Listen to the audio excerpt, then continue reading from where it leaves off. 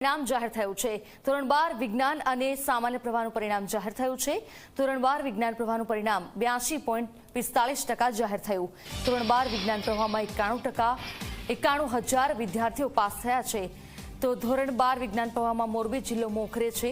ધોરણ 12 વિજ્ઞાન પ્રવાહમાં છોટાઉદેપુર જિલ્લાનું ઓછું પરિણામ આવ્યું છે। તો 12 સામાન્ય પ્રવાહનું 91.93% પરિણામ આવ્યું છે। તો 12 સામાન્ય પ્રવાહમાં 3,47,738 વિદ્યાર્થીઓ પાસ થયા છે। ધોરણ 12 સામાન્ય પ્રવાહમાં બોટાદનું સૌથી વધારે પરિણામ આવ્યું છે। તો 12 સામાન્ય પ્રવાહમાં જૂનાગઢનું સૌથી ઓછું પરિણામ આવ્યું।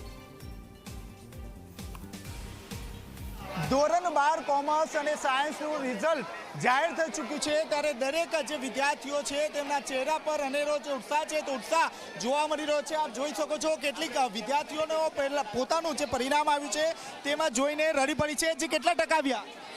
ટકા તો 91 આસપાસ આવી ગયા, પણ હું ખુશ છું, વધારે ખુશ છું। શું બનવા માંગો છો? હજી નક્કી નથી થયું, પણ કંઈક સારું જ બનીશ। આવનારા વિદ્યાર્થીઓને શું કહેશો, કઈ રીતે મહેનત કરવી જોઈએ? સર ઉપર વિશ્વાસ રાખીને મહેનત કરશો તો આવી જ જશે। જી આપ જોઈ શકો છો અનેરો જે ઉત્સાહ છે તે ઉત્સાહ અહીં જોવા મળી રહ્યો છે। ખાસ કરીને આપ જોઈ શકો છો દરેક જે દીકરીઓ છે તે દીકરીઓના ચહેરા પર ખુશી જોવા મળી રહી છે। કેટલા ટકા? 93.57 IPS। અમે વર્ષ દરમિયાન ખૂબ મહેનત કરેલી, એમાં અમારો શિક્ષકોનો પણ સહાય હતો અને માતા પિતાનું પણ કન્ટ્રીબ્યુશન વધારે પડતું હતું, પણ એના લીધે આજે એટલા ટકા લાવવા અમારા માટે પોસિબલ બન્યા છે। એ લોકોને એવું જ કે બધાના જે આપણને હિન્ટ આપે એ લોકો ઉપર એના ઉપર મહેનત કરવાની અને વધારે પડતો આપણા ઉપર વિશ્વાસ રાખવાનો અને આપણે જે મહેનત કરીએ એના ઉપર પૂરેપૂરો વિશ્વાસ રાખવાનો, કેમ કે શિક્ષકો આપણા માટે સારું જ ઈચ્છવાના। આ વખતે વિદ્યાર્થીનીએ બાજી મારી છે, જે ચહેરા પર સ્મિત છે એટલે સારા ટકા આવ્યા છે। કેટલા ટકા? 93.57।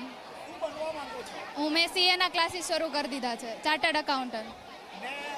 હવે આવનારા વિદ્યાર્થીઓને શું સલાહ આપશો, કઈ રીતે આપ મહેનત કરતા હતા? રોજનું વર્ક રોજે કરવાનું, એટલે તમારે એક સાથે પછી લોડ ભેગો ન થાય, એનાથી તમારું રિઝલ્ટ અપ જ આવશે।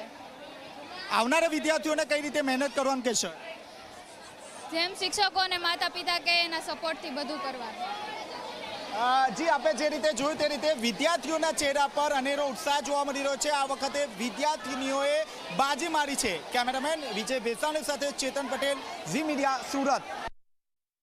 ધોરણ 12નું રિઝલ્ટ જાહેર થઈ ચૂક્યું છે અને ઘણા બધા વિદ્યાર્થીઓ કે જેઓ લાંબા સમયથી પરિશ્રમ કરી રહ્યા હતા તેમને પોતાના પરિશ્રમનું જે ફળ છે તેનો સ્વાદ ચાખવા મળી રહ્યો છે।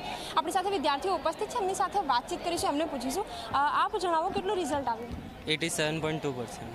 કેટલો સંઘર્ષ કરવો પડ્યો આ રિઝલ્ટ માટે? આ માટે ઘણો સંઘર્ષ કર્યો છે, જેનું ફળ મને મળ્યું જ છે આજે। કેવી રીતનો સંઘર્ષ કરવો પડ્યો? મારા મમ્મી નહોતા, મારા મમ્મી ગયા વર્ષે એક્સપાયર થઈ ગયા હતા, એટલે મારે ઘરનું કામ પણ સંભાળવાનું હતું, રસોઈમાં ઘણી તકલીફ પડતી હતી અને જોડે જોડે ભણવાનું પણ એડજસ્ટ કરવાનું હતું, એટલે એ બધા સંઘર્ષો સાથે ઘણી તકલીફો પડી, પર આજે એનું પરિણામ મને સફળ થયું। બિલકુલ, ઘરમાં કેટલા લોકો હતા અને કઈ રીતે બધું મેનેજ કર્યું? સ્ટડી સાથે બીજું એક વાતાવરણ પણ એક જે પ્રમાણે આપણે વાત કરી, એ બંને વચ્ચે કેવી રીતે બેલેન્સ કર્યું? મારા ઘરમાં મારા પપ્પા અને મારો એક નાનો ભાઈ છે। પપ્પા તો આખો દિવસ એમની જોબ ઉપર હોય છે, એટલે હું અને ભાઈ મારા ઘરનું બધું ઓલમોસ્ટ કામ સંભાળતા હતા। મારે સવારની સ્કૂલ હોય તો હું બપોરે જઈને કપડાં ધોતો અને એ કામ પતે એટલે પછી ટ્યુશન હોય, ત્યારબાદ હું રાત્રે ભણીને મહેનત કરતો, જેથી મારું પરિણામ સારું આવી શકે। કેટલા કલાક દરરોજ વાંચતા હતા? દરરોજના 6 થી 7 કલાક વાંચતો હતો હું। બીજો કોઈક સંઘર્ષ કે જે એક આ સંઘર્ષ તો હતો જ, પરંતુ બીજી તરફ બીજી કોઈ તકલીફો પડી હોય એવું કંઈ? ના, એટલું તો કંઈ તકલીફ નથી પડી, જે હતું મેન આ જ સંઘર્ષ હતો। આના સિવાય બીજું બધું તો ઇઝીલી થઈ ગયું, કારણ કે મારે HBK જે સ્કૂલ હતી એ આખી ટીમનો એટલો સપોર્ટ હતો, ઘર જેવું જ લાગે, બધા સાહેબો બહુ સારી રીતે શીખવાડતા હતા, છેક એન્ડ સુધી પણ રિવિઝન કરાવતા હતા।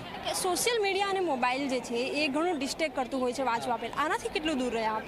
આનાથી ઘણું દૂર રહ્યા। હું દિવસના માંડ 2 થી 3 કલાક જ ફોન યુઝ કરતો હતો, એ પણ જરૂરિયાત પ્રમાણે, કેમ કે વધારે ફોન યુઝ કરવાથી ટાઈમ વેસ્ટ થાય છે, એના કરતાં ભણીએ તો પરિણામ સારું આવે।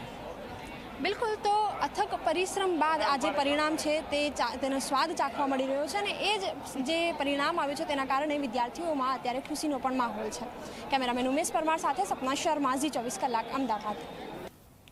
અને સમાચારો સાથે